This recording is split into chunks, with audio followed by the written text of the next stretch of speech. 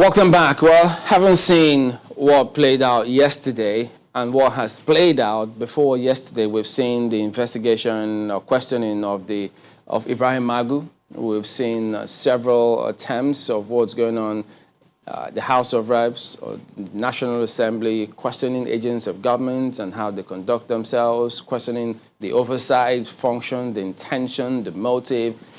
So we just look, it's apt to review where are we in this fight against corruption. It turns out that ICPC, look, 20 years on now, a significant milestone, isn't it? But the activities of those anti-graft agencies, activities of governments across board, are they on the same page? Are we moving ahead to ensure that we give the country a direction to say, look, this is what we want to do with a fight against graft? So we've got two gentlemen to weigh in on this matter.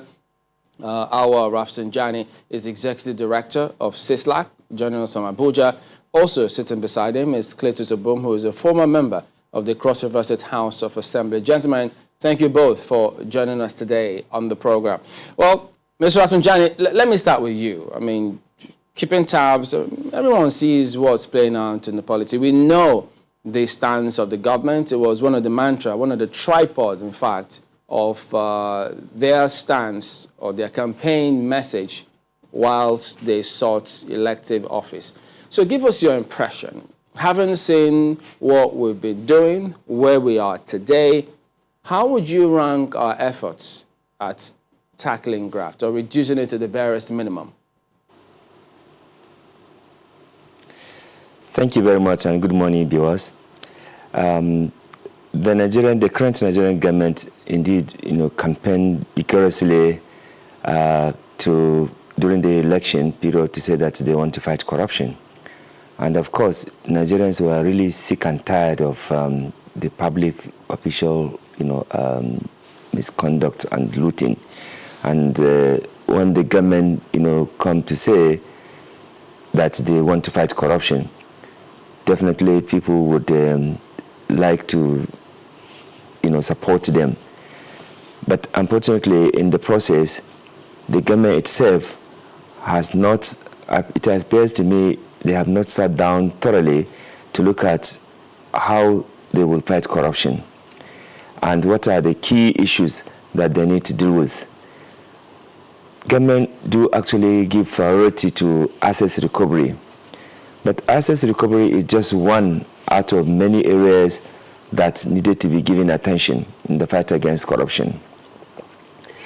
So because of that, civil society organizations in Nigeria vehemently campaign and canvass to have a national strategy on the fight against corruption, which will center basically in the area of corruption prevention, which will also ensure that there's an enforcement of sanction, and also an anti-corruption drive that will be focused on educating Nigerians about the consequences and implication of corruption, which is very obvious, which leads us to where we are in terms of collapse of public institutions, even collapse of public services like education, health, access to water, even the infrastructure.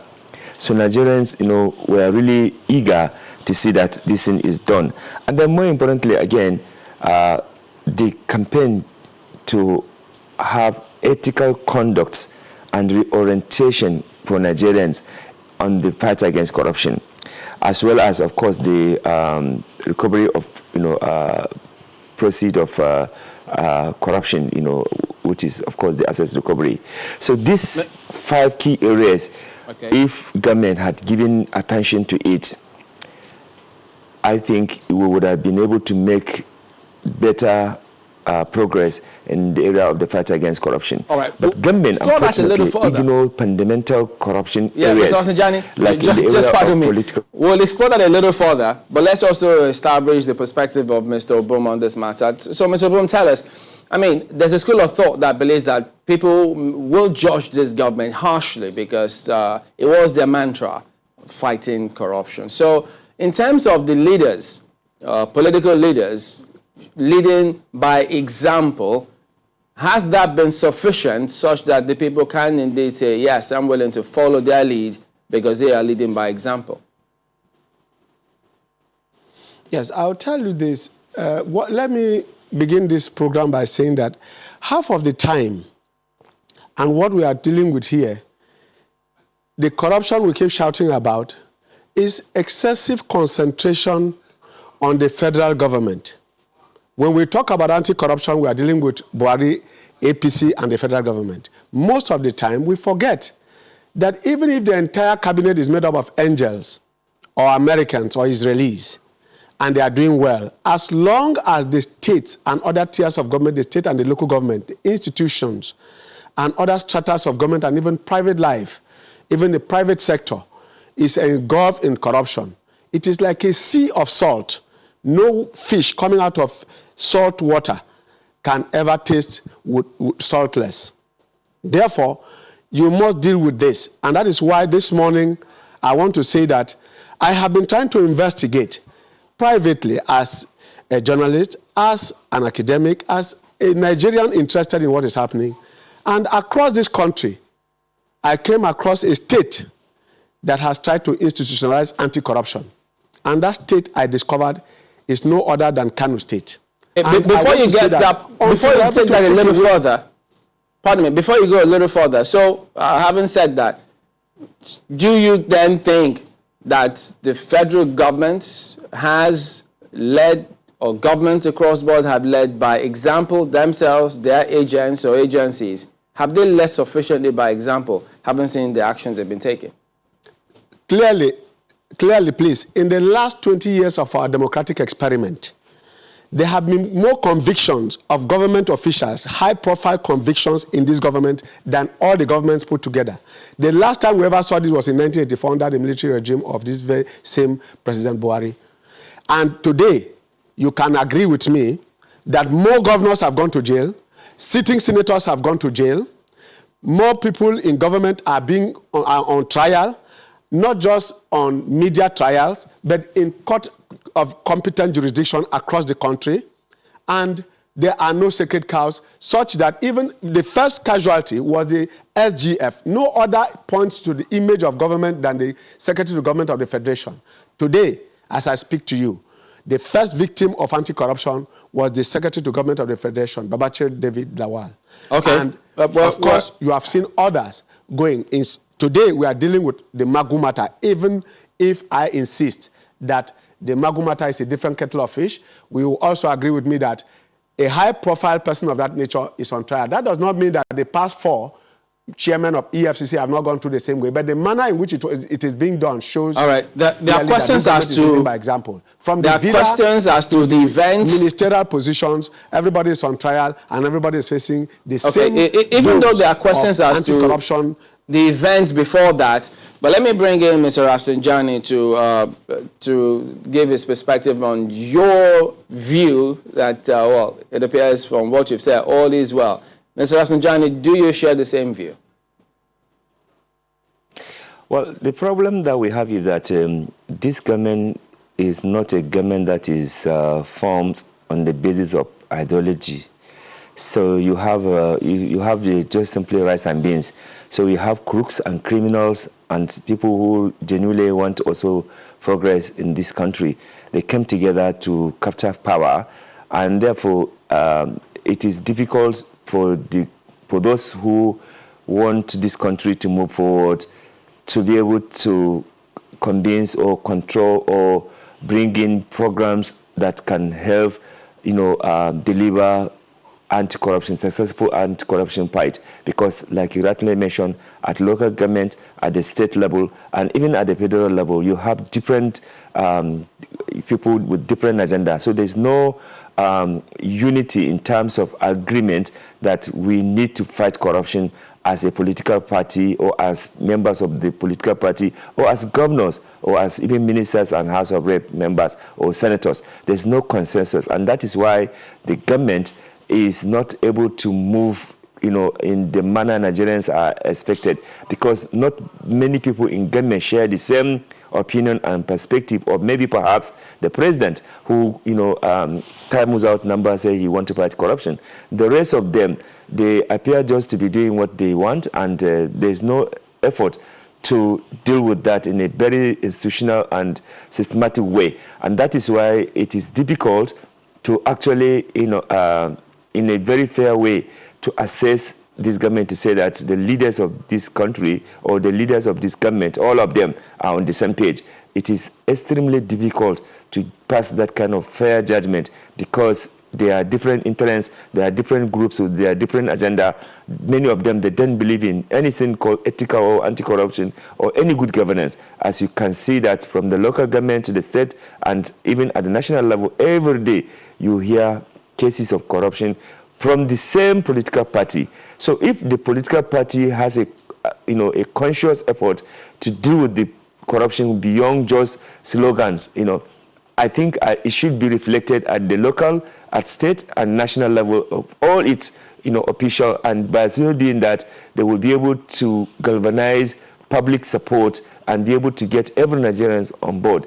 But I think, there's a different groups and interest groups that made up the government that are not necessarily in the same page or on the same page with the president. And that's why the fight against corruption, we cannot say that all the public officials are leading by example because of this variation of interest and agenda. Many of them, they don't simply believe in, fight against corruption or good governance. Many of them, they still embezzle, they still steal, they still, organize all sorts of organized crime to embezzle money, and they do a lot of drugs, they do a lot of things, which is part of the problem that we are facing. And that's why I said, if the Nigerian government in its fight against corruption had focused on other important areas that they ignore, for example, political corruption. It is corruption to rig an election. It is corruption and criminal to also, ignore public procurement law. It is also corruption to continue with this security board, which is not accounted for, which is more than put together, all the money required for the Nigerian security sector to operate. So defense corruption is there. Nigerian government then see that as much as important, as assets recovery, that they are focusing more. Pick up from that they point. They then also see corruption in the other public sector like health, education, every now and then. Just hang on a minute. But not much I'd like attention. to bring in Mr. Obum on that, at least from that perspective which you just spoke about, which takes us to states. You've spoken about political corruption, rigging election, and associated kind of acts. Mr. Boom, why did you use Kano State as an example? Because many will be quick to remind you, wait a minute, isn't it the same states where there were videos of the governor said to be taking bribe, which people are still talking about till today?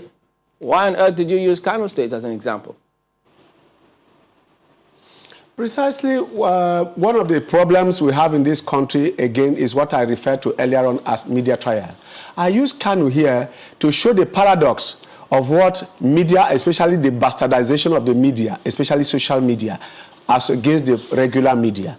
Those videos are already a subject of litigation. It's before a competent court of jurisdiction in this country trying to get into the cybercrime of simulating those videos. So I am not going to dwell much on it, but I will use that as an example of how public figures and tapes and even video and modern technology have been abused, especially in the social media.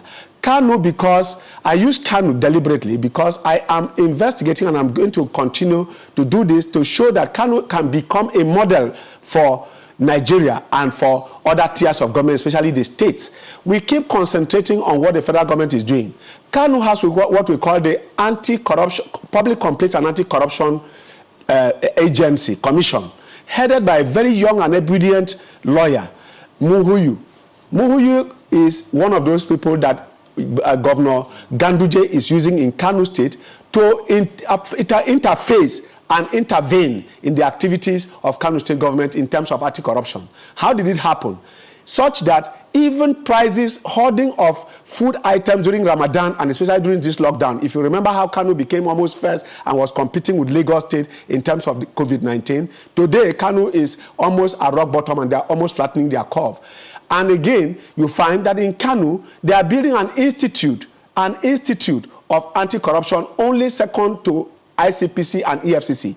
Their staff are being trained in EFCC Institute in Karu and the one in Kefi. I hear you, and as I speak today, at the local just government, a minute, hang on a minute, let me just put this in. Each local government in Kano has that agency. How did you come to the conclusion that those images on social media are being bastardized? So, and then you say you are investigating. So is your investigation supposed to be superior to that of the anti-corruption agencies that we have in the country? Because people have seen it and they have come to their own conclusions. Now, coming to those conclusions is one thing. Having the facts is another. I am telling you that those tapes were simulated. I insist that because they are in court, I'm very much aware, because in the course of going into this matter, I discovered that the matter is in court and they are treating it as a cyber crime because those images was... In any case, who was Ganduje before he became governor? That all the money you are bringing to a governor enters an agbada. When governors and other people are known to be carrying Ghana must go. Does that not show you, first of all, that it even cheapens and trivializes the entire issue? But like I said, I'm not going to go into that. The cyber crime agencies and the investigating agencies and appropriate authorities of this government are investigating that matter. If the man is having immunity now, he is ready to waive his immunity on that matter. At the appropriate time, when the investigation comes out, you are going to see what Ganduje is going to do with that. Clearly, what he has demonstrated is that his anti-graft agency is one of the vindications he has to show that every local government in Kano has these commissions members represented, at least Mr. Bom, volunteers. Before I get to Mr. Rafsanjani on this one, in court. There are many who will always tell you, already in court by that commission. Just hang on a minute, let me put this in. There are many who will always say, look, well, could you give them, is there an example in this country of any governor or even president that set up an anti-corruption agency and then the agency investigates the governor or the president who set them up and finds them guilty? Many say, look, that you don't see that happen and they don't think that it's even going to happen in the nearest future.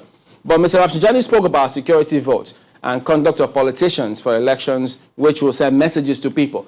So if, assuming that what you say can be relied upon in terms of the conduct of persons in office, security votes, if he was that free, why wouldn't he just say, this is how much I get for my security votes, it's transparent, and I'm willing to ensure that this is used for certain things? So would it be out of place if the governor were to do that? Now, I say this to you. When you talk corruption and start saying President Buhari and start saying Ganduje and start saying governors, the intentment of corruption, I'm talking about security votes, please. There is political security votes. I am saying to you that in terms of Ganduje and, of course, the rules governing the security votes across the country, from the president down. I remember, for instance, a governor in Sokoto also, who was not collecting his security vote for 8 years as governor and was collecting no salary for 8 years. He put it back. Could you speak specifically to the question so we can ask this? And Ganduje is one of the few governors. I'm asking, would it be out of place for him to publicize it? To demonstrate that, look, if there is such a demand, why not? If there's such a demand, why won't he do that? If there's such a demand, for example, he would definitely show you that his security vote is even going straight into the state coffers and not even to himself. He doesn't withdraw it. You can cross-check this on... Mr. Rafsanjani, okay, Mr. Boom, just a minute. We need to manage time now. Mr. Rafsanjani, you know, is it a question of our laws wherein they say, look, well, if the law doesn't say otherwise, why should we publicize it? As he says, if people demand, then he can act. Chamberlain, you have to remember this is a public fund. It's not a private fund. Everything, anything that has to do with the public is supposed to be publicized. It's supposed to be known. In fact, as a matter of fact, this security board, it is not audited. It is not oversighted. It is just a pre-money for some officials who have access to this security board to pocket this money and use it to finance their own election at the disadvantage of other people within their state or at the federal level. But the worst part of it is that even government agencies that has nothing to do with providing security and safety, you see the large amount of money that they do. We publish a detailed report on the security board, and this is the report I'm showing again, which shows how government officials are siphoning this money in the name of security board without providing any security or safety. Look, we cannot say we are fighting corruption and we are not even paying attention to this huge amount of billions, of naira that is going every year, annually.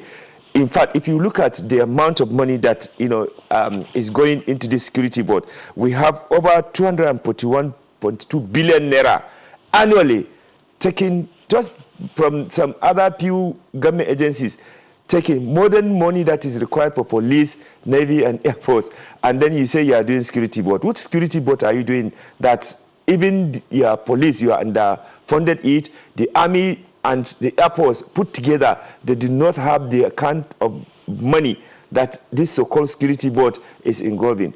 We have to be serious. If this government, which has another 3 years, if they want to really refocus and redesign its fight against corruption based on the strategic plan on the fight against corruption, which is supposed to be finishing in 2021, and yet it is not operationalized, we need to use the opportunity that we have now to bring some level of sanity and programs that can actually prevent the corruption from happening. Why must you spend 1,000 naira to clear or to recover 200 naira when you can actually prevent it even from happening? So I think across the board, like he made reference of Kano State Public Complaint Commission and anti-corruption. This is a good initiative to have such kind of thing in all the state of the federation. And I thought that APC, Muhammad Buhari government, should have encouraged all the state governors, at least under APC, to have such kind of institution which will work not only on hunting, not on the basis of hunting their political rivalry or trying to just use it to do other abrogada thing, but to really, truly help to ensure that public education on the anti-corruption is entrenched on people. Reorienting Nigerians about the implication and consequences. Let me bring this in before. Currently, it's only ICPC that has educational program in its fight against corruption. Code of Conduct Bureau is one of the government agency that is supposed to be fighting corruption, but the government is not even giving attention to its work.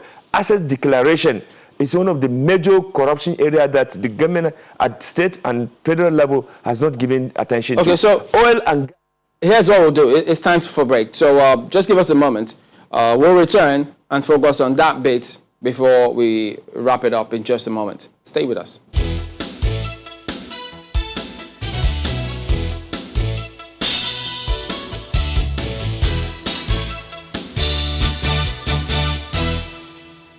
Welcome back. Well, let's get back to this conversation. Mr. Boom, we do remember that on the 5th, in July 2017, a federal high court which sat in Lagos did order the federal government to immediately release to Nigerians the names of public officials or high-ranking officials from whom they had recovered certain assets, monies, as it were, such that they know.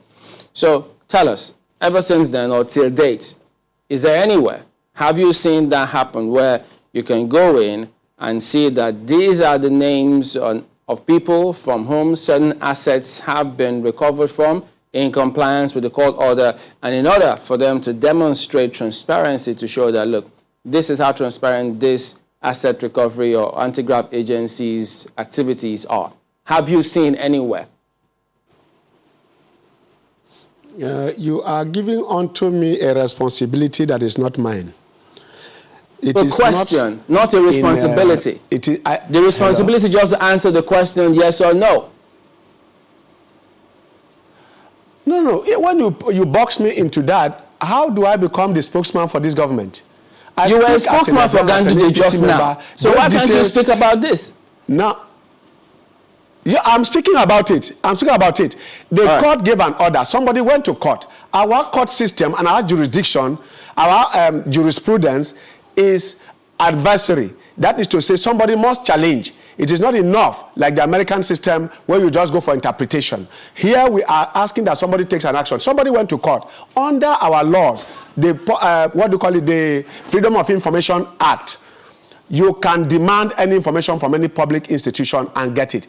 If you have got that, what you need to do next is to go for enforcement.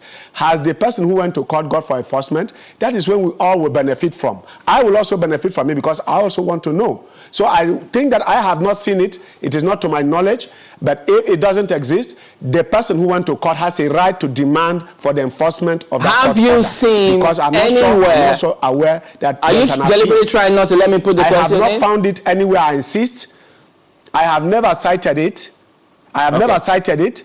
The person who took the action has a right to go for enforcement and demand to get a copy under our Freedom of Information Act. So, therefore, if that's that the has case, not been done, it has to be done. If you haven't seen it, just let the question go so you can go back and forth so the people can follow us properly. So if that hasn't been complied with, so don't you think then that naturally people will then ask questions as to, so what's there to hide? If doesn't it then leave people tongues wagging saying, look, there's a lot of focus on asset recovery. Some even think that it's about transferring resources from one to the other. If the court has so ruled, why don't you make it a lot more transparent so people can follow the process easily and seamlessly? This is the point I'm making, that I have not seen it. The person who went to court, the litigant, has not, if he has not seen it, has a right to proceed against those government officials who are in possession of that information. It is their right, and it is a court of competent jurisdiction, and it is a right of Nigerians to know who looted what and what was recovered and what is in their treasury. It is our right as Nigerians. As I sit, I am very eager also to see it. If it has not been done, it has to be done, and the courts have to enforce their orders. Otherwise, court orders will be mere music. So, Mr. Rafsanjani, how should we approach this then, such that people don't get the wrong impression about, all activities of the anti-graft agencies? Because if they don't comply with this, whatever the reasons that they give, how should we approach this to give people the right impression? Well, like I've always said, one thing that the government need to understand is that part of the fight against corruption is to comply with, court orders, and also ensure that you do not abuse the legal frameworks that we have in the country. If you decide to choose which law to follow and which one not to follow, then you would not be able to really, institutionalize fight against corruption. Secondly, on the issues of assets recovery and management as well as utilization, we have been canvassing and advocating as well as advising Nigerian government that, look, you need to have a legal framework in place that would be more transparent, more accountable. As it is now, we have a bill in the National Assembly that is, POCA bill. If this bill is passed, it will have resolved all this controversy that is even surrounded about the allegation of Magu not accounting for XYZ. I think the absence of this law is what is creating room for the allegations and in some instances for the truth, about how, properties or assets that have been recovered, right from the previous regime to date are not accounted for. There's no central data today where you can go and find where are the juries, the gold, the estates, the houses, the cars, the cash that have been recovered. No information either from the police or from the custom or from the ICPC or from the EFCC or from the drugs law enforcement agents, because these are all agencies that are, all of them, taking asset back. And because the whole thing is becoming like the most juicy job to do, that's why there's a deliberate effort to ignore other aspects of corruption in the country. For example, we've been talking about corruption in the oil and gas sector. NAITI, government agency, had been establishing or producing reports showing how we are losing money, no effort to recover those money. We have seen how, people are using, public taxpayers' money to finance their political campaign. Nobody is dealing with that aspect. Government for the first 5 years have refused to do reform in the electoral system in place. There's no way you will be fighting corruption where procurement process, which was one of the major corruption areas, in this country, and up to now is a major source of corruption. You have refused to properly implement the public procurement law. You have freedom of information that you ignore all the times. You have, corruption in the security sector. That is why many Nigerians are losing their life. Because let me bring in this, Mr. Rafsanjani. Reform in the security sector. These are all part of the corruption problem we have in our governance in this country. All right. So, having looked at governance and or whatnot in terms of what they have to do, how they've not performed it, the room for improvement, let's bring it back. We the people. All of those appointees of government, wherever they are, whichever year, 20 years ago, however long, they are peopled by Nigerians, those appointments. Have we, in our own little way, in our own small corner, can we say that we are actually doing our own lot to ensure that, we see transparency, things done properly? Because, look, no matter what happens, there'll be questions asked of Nigerians. How have we held up our own end of the bargain? Are we doing well in that regard? Hello? Hello? Yes. The issue you have raised is very fundamental. The inelastic capacity of Nigerians to forget and to be very, very lackadaisical, to be redundant, to be inactive, to be passive about their rights is legendary. It's unknown to the world of democracy. Nigerian supporters, Nigerian followers, Nigerian citizens have an inertia for reacting to wrongdoing, especially by public officers. So holding public officers to account has become a function of government to government. You raised a question earlier on, how do you expect a government that sets up an agency to turn around and investigate the appointing authority? The case of Kano is different. Where we are now is such that citizens must have to learn that it is not enough to elect somebody to office. It is also part of the duty of the citizen. As you have a right to vote, you have a right to ask questions, to interrogate the actions and policies of your people. We have not seen people sitting out because a law is badly done. We've seen just pockets of civil society groups coming from time to time to say we don't agree with the freedom of the social media law. We don't agree with that. Just a few persons who are trying to protect few and narrow interests within the polity and within the society. That Nigerian citizens whose taxes, whose burden is on a daily basis, can come out to ask a governor, where is my local government fund? For the last, it's been ages when anybody ever knew that local governments could award contracts for culverts, for repair of primary schools. We have not seen that in the last 20 years. Okay, indeed, just pardon me. We said it was 2003. Just hang on, Mr. Boom. Let me bring in Mr. Rafsanjani on this. So you then just hang on that a bit. The Apologies. citizens have a duty. Let me bring in Mr. Rafsanjani. Well, there are always questions for civil society organizations. I mean, he just spoke about that in passing. There are questions as to how they conduct themselves, if they are genuine, are they really doing this to serve the purpose and ensure we have a better society? How do you respond to that? And also, in addition to that, talk about whether or not we're doing our lot in holding our own end of the bargain. There are so many civil society organizations in this country, and many of them, they are doing their best within the constraint of human and financial resources to carry out their job. And sometimes, they do this work under intense threat by some of the powerful, people in the society, including the security. And many a times when they try to expose corruption or they try to point out at wrongdoing, they are even referred as terrorists. They are referred as all sorts of names, by some, wicked and patriotic public official. But Nigerian people, they know who are these civil society that are actually doing the work. They know those government civil society groups with some government official. They form NGO to be siphoning public taxpayers' money. But trembling, in the last 28 years that I've been doing activism, let anybody point out, whether we were one of those groups, or I am one of those groups that, would talk from double side.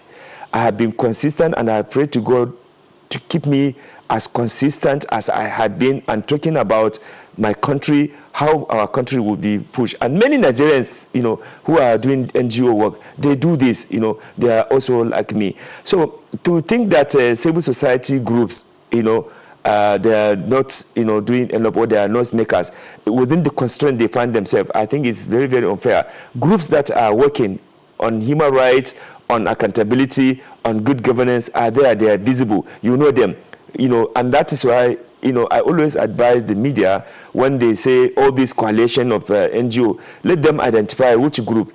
And when government say that they are, financing terrorism, or they are supporting terrorists, I challenge them. I say, name these groups so that we know that these are bad egg and they are not real civil society groups. The real civil society groups are known even by the media. All right, Mr. Afzanjani. Civil society, and that's why you will not go and invite those faceless groups. The real civil society, we need to go on this. They know them. Well, thank you, gentlemen, for talking to us today. Our Rafsanjani, Executive Director for CISLAC, and Cletus Obum, former member of the Cross River State House of Assembly. Thank you both for giving us your perspectives this morning.